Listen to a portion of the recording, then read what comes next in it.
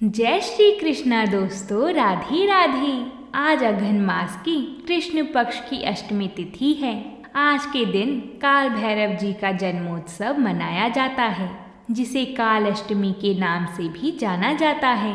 ऐसा माना जाता है कि जो भी इस दिन सच्चे मन से शिव जी के रौद्र रूप काल भैरव जी की उपासना करता है, बाबा काल भैरव जी उसके तमाम कष्ट व परेशानियां हर लेते हैं और उस भक्त की हर पल सुरक्षा करते हैं। भयंकर से भयंकर शत्रुओं से वे अपने भक्तों की रक्षा करते हैं। भैरवनाथ को शिव जी का 5वां अवतार माना जाता है। उपासना की दृष्टि से यह बहुत ही परोपकारी देवता हैं। आज हम सभी भगवान काल भैरव की 2 पौराणिक कहानियां सुनेंगे। काल भैरव जी के जन्म के संदर्भ में 2 कथाएं प्रचलित हैं। पहली ब्रह्मा जी से संबंधित है और दूसरी कथा राजा दक्ष के घमंड को चूर करने से संबंधित है। आज हम इन दोनों कथाओं का श्रवण करेंगे और भगवान काल भैरव जी का आशीर्वाद प्राप्त करेंगे। तो इसलिए कथा को बीच में ना छोड़ें।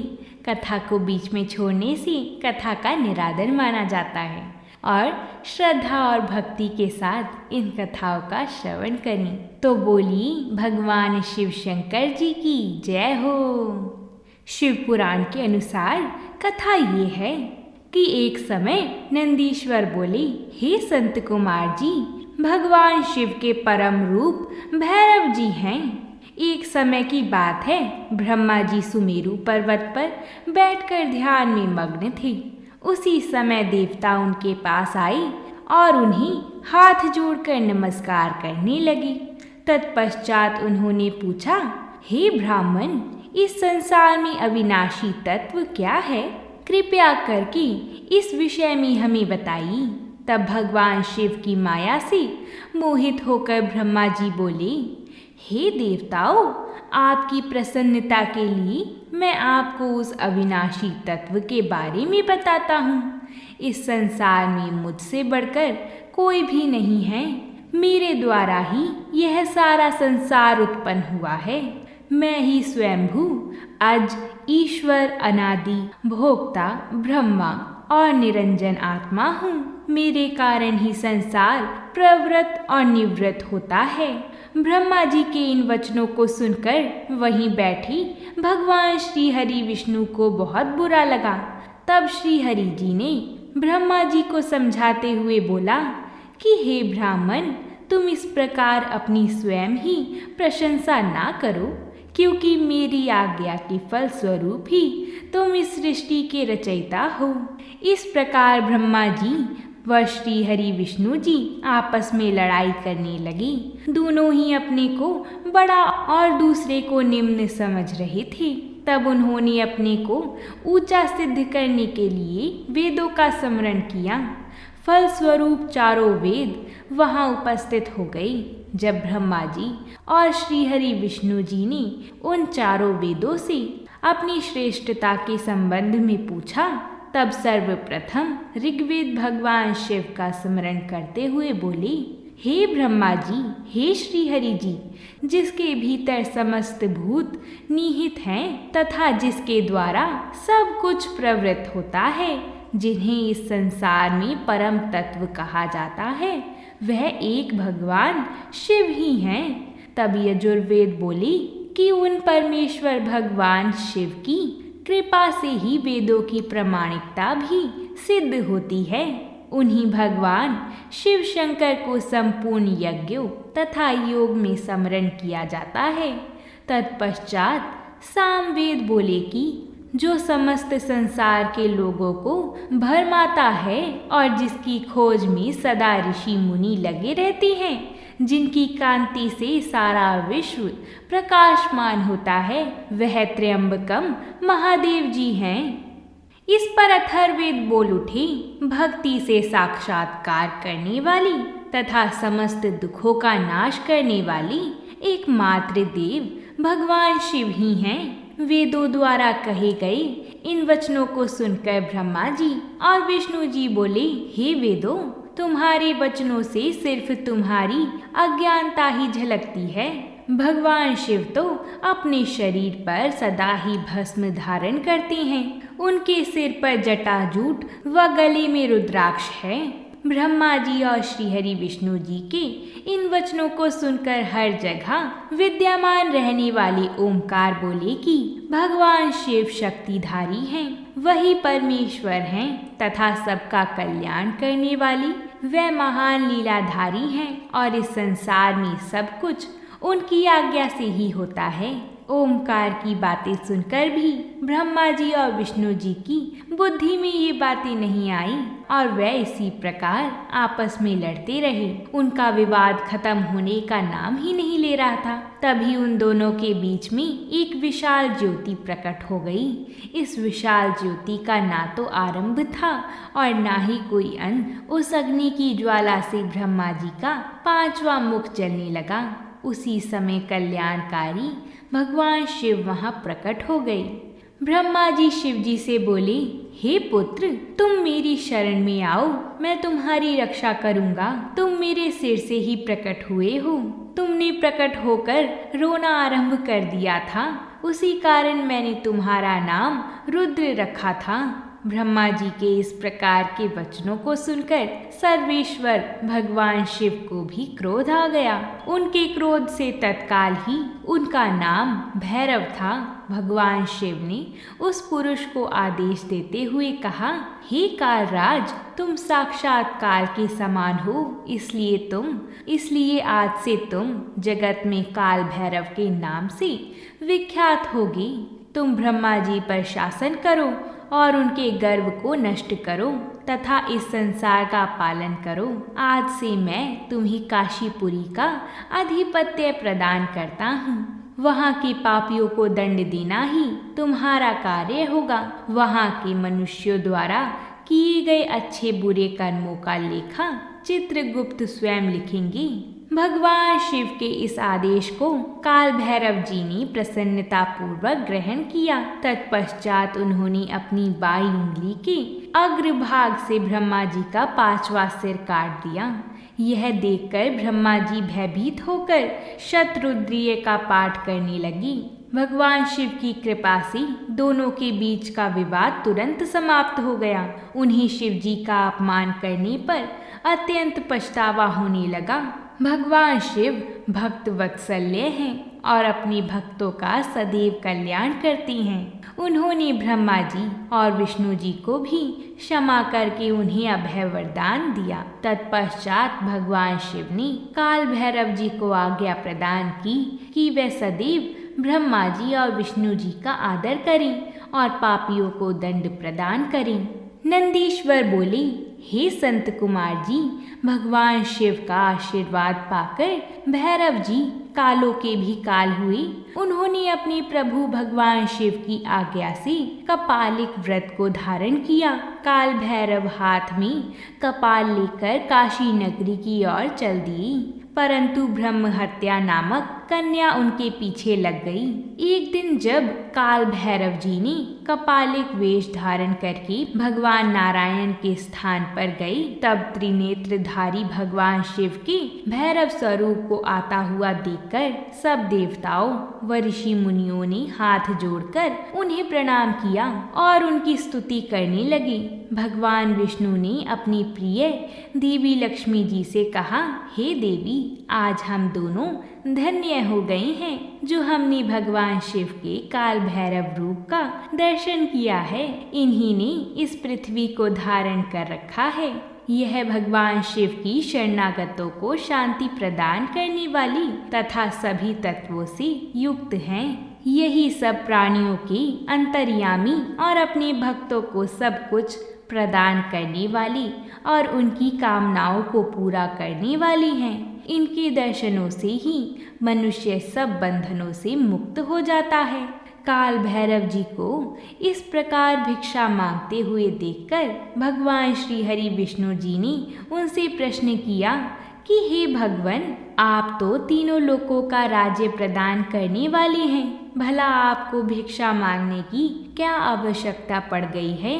तब विष्णु जी के इस प्रकार के वचनों को सुनकर काल भैरव जी बोले, हे नारायण, मैंने ब्रह्मा जी की 5वें सिर को काट दिया था, इसलिए अपने द्वारा किए गए पाप का पश्चाताप करने हेतु मैं यह कर रहा हूँ। तब काल भैरव जी के इन वचनों को सुनकर भगवान विष्णु जी बोले, हे भैरव जी, आप तो समस्त दुखों का नाश करने वाले हैं, विघ्नहर्ता हैं, आप सदा ही लीलाएं करते रहते हैं। तब देवी ने भी भिक्षा के रूप में मनोरथी नाम की विदा भैरव जी के भिक्षा पात्र में डाल दी। भिक्षा प्राप्त करके भैरव जी अन्य स्थान की ओर चल पड़े। तभी विष्णु जी ने भैरव जी के पीछे जाती हुई ब्रह्म हत्या को देखा और उससे कहा कि वह शिव जी का पीछा छोड़ दें।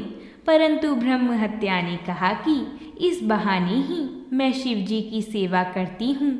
यह कहकर ब्रह्म हत्या फिर भैरव जी का पीछा करते हुए काशी नगरी के समीप आ गई। वहां पहुंचते ही ब्रह्म हत्या पाताल में समा गई और ब्रह्मा जी का सिर भैरव जी के हाथ से जुड़कर पृथ्वी पर गिर पड़ा। जिस स्थान पर काल भैरव जी के हाथ से ब्रह्मा जी का 5वां सिर गिरा था, वह स्थान कपाल मोचन तीर्थ के रूप में प्रसिद्ध हो गया। जब तक भैरव जी पूरी पृथ्वी का भ्रमण करके काशी नहीं पहुँची, उनके हाथ में ब्रह्मा जी का सिर चिपका रहा और काशी पहुँचते ही वह छूट गया। इसलिए काशी नगरी को पाप नाशनी माना जाता है और यह सत्पुरुषों द्वारा सदा सेवनीय है। जो मनुष्य शुद्ध हृदय से कपाल मोचन भैरव जी का स्मरण करता है, उसके जन्म जन्मांतर के पाप नष्ट हो जाते हैं। कपाल मोचन तीर्थ में जाकर विधि पूर्वक पिंडदान और देवप्रीत तर्पण करने से मनुष्य ब्रह्म हत्या के पाप से भी छुटकारा पा लेता है। प्रतिदिन भैरव जी का दर्शन करने से मनुष्य के समस्त पापों का नाश हो जाता है। काशी में रहने वाला जो पुरुष कृष्णा अष्टमी के दिन या मंगलवार को भैरव जी के दर्शन करता है, उसके सभी पाप नष्ट हो जाते हैं। बोलिए काल भैरव जी की जय हो। ये थी काल भैरव जी की पहली कथा जो शिव पुराण में वर्णित है। अब हम काल भैरव जी की दूसरी कथा को सुनते हैं जो बड़ी ही प्रचलित है। दूसरी कथा के अनुसार जब माता सती के पिता राजा दक्ष थे, तब सती जी ने अपने पिता की इच्छा के विरुद्ध भगवान शिव जी को अपना जीवन साथी चुन लिया था और उनसे विवाह कर लिया था। उनके फैसले से उनके पिता राजा दक्ष बहुत दुखी और क्रोधित हुए थे। वह भगवान शिव को पसंद नहीं करते थे। उन्होंने भगवान शिव को अपमानित करने के लिए एक यज्ञ किया, जिसमें देवी सती तथा भगवान शिव जी को निमंत्रण नहीं भेजा।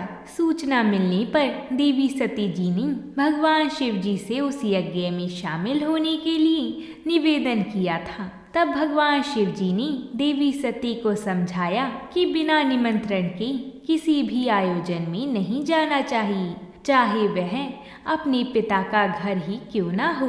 लेकिन देवी सती नहीं मानी। उन्होंने सोचा कि पिता के घर जाने में कैसा संकोच, और वह हट करने लगी। वह अपने पिता के घर चली गईं। यज्ञ हो रहा था। सभी देवी देवता, ऋषि मुनि, गंधर्व आदि उसमें उपस्थित थे। देवी सती ने पिता से महादेव तथा उनको न बुलाने का कारण पूछा, तो राजा दक्ष भगवान शिव का अपमान करने लगे। उस अपमान से आहत होकर देवी सती ने यज्ञ के हवन कुंड की अग्नि में आत्मदाह कर लिया था। ध्यान मुद्रा में लीन भगवान शिव जी देवी सती के आत्मदाह करने से अत्यंत क्रोधित हो उठे थे। राजा दक्ष के घमंड को चूर करने के लिए भगवान शिव के क्रोध से काल भैरव जी की उत्पत्ति हुई। भगवान शिव जी ने काल भैरव जी को उस यज्ञ में भेजा। काल भैरव जी का रौद्र रूप देखकर यज्ञ स्थल पर मौजूद सभी देवी देवता, ऋषि भयभीत हो गए और तभी काल भैरव जी ने राजा दक्ष का सिर धड़ से अलग कर दिया। तभी भगवान शिव भी वहां पहुंचे और सती जी की और देवी सती के पार्थिव शरीर को देखकर अत्यंत दुखी हो गई। वह देवी सती के पार्थिव शरीर को लेकर पूरे ब्रह्मांड की परिक्रमा करने लगी।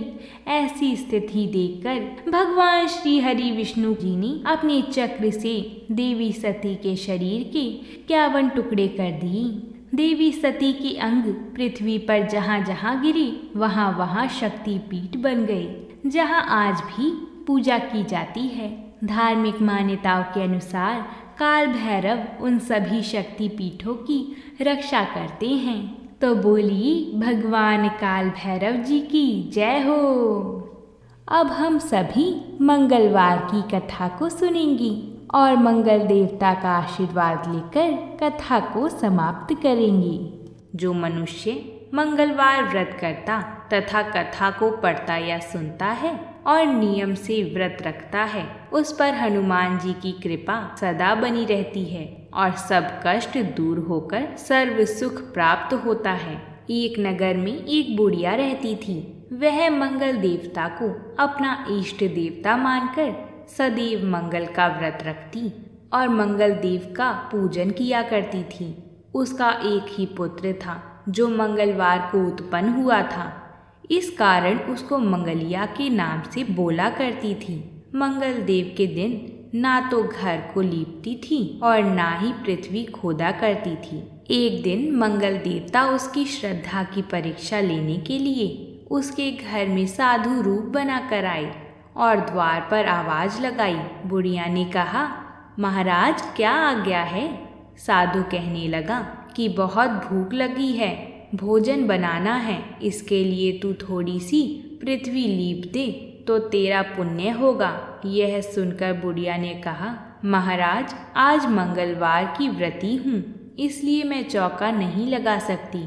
कहो तो जल का छिड़काव कर दूँ, उस पर भोजन बना लेना। साधु कहने लगा कि मैं गोबर से लिपे चौक पर खाना बनाता हूँ।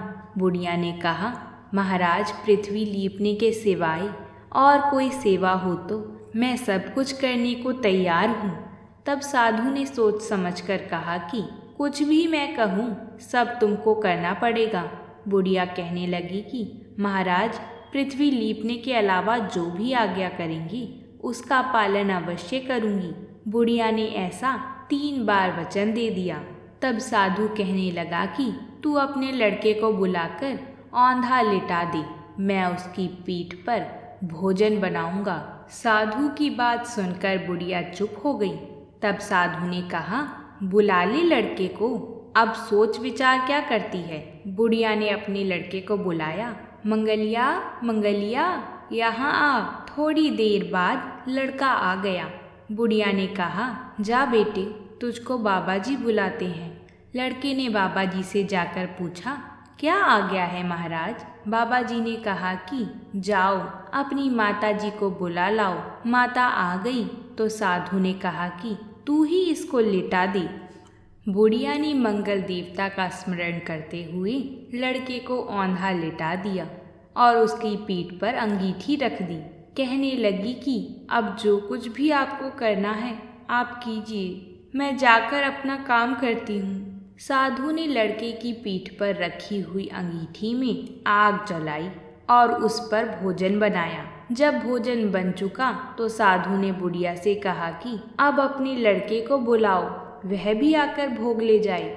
बुढ़िया कहने लगी कि यह कैसी आश्चर्य की बात है कि आपने उसकी पीठ पर आग लगाई और उसी को प्रसाद के लिए बुलाते हो। क्या यह संभव है कि अब भी आप उसको जीवित समझते हैं? आप कृपया करके उसकी याद भी मुझको ना कराइए और भोग लगाकर जहाँ जाना है वहाँ जाइए। साधु के अत्यंत आग्रह करने के बाद बुढ़िया ने ज्यों ही मंगलिया मंगलिया कहकर आवाज लगाई, त्यों ही एक ओर से दौड़ता हुआ वह आ गया। साधु ने लड़के को प्रसाद दिया और कहा कि माई, तेरा व्रत सफल हो गया। तेरे हृदय में दया और अपने इष्ट देव में अटल श्रद्धा है, इसके कारण तुमको कभी कोई कष्ट नहीं पहुँचेगा। यह मेरा आशीर्वाद है। बोलिए मंगल देवता की जय। अगर आप सभी ने काल भैरव जी की पूरी कथा सुनी है तो कमेंट बॉक्स में काल भैरव जी की जय ज़रूर लिखिएगा। और वीडियो पसंद आई हो तो वीडियो को लाइक और चैनल को सब्सक्राइब ज़रूर करिएगा, ताकि आपके सहयोग से हम और लोगों तक भी इन कथाओं को पहुंचा सकें। तो बोलिए हर हर महादेव।